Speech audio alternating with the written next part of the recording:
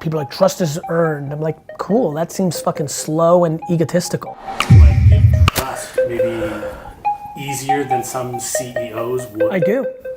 Why is that? What's the methodology?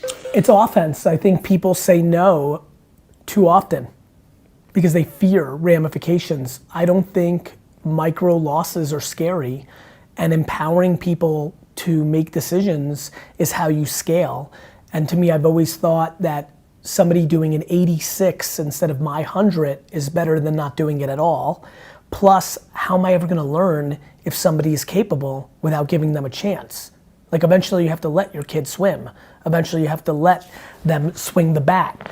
And so yeah, I'm completely not driven by fear.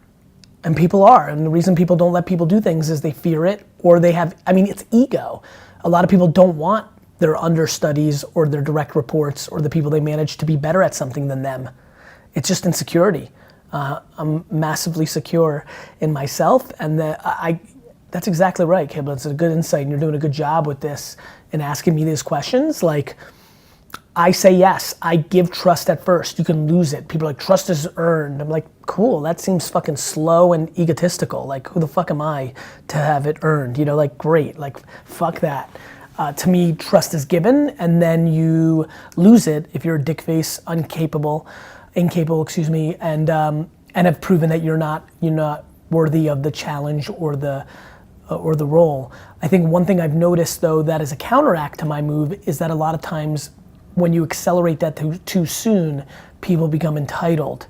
They in the micro get a little bit of high on their supply, and they think they're big shit, and they start having egos underneath you. When you were like watching my people that I empower with, like, I trust you blindly, then not trust people blindly underneath them is heartbreaking, happens often, and is something I'm thinking a lot about.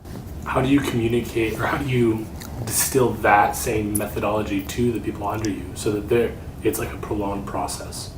I don't. I prefer to see what people actually do naturally themselves than try to micromanage it. I think a lot of people never get a true read on somebody because they've over manipulated their tasks, and the person is doing exactly what that boss wants. And to me, ultimate scale is allowing people to roam free and expose themselves. It's kind of like that rope, right? I'll give you rope and you can go forever, or you can hang yourself with that rope.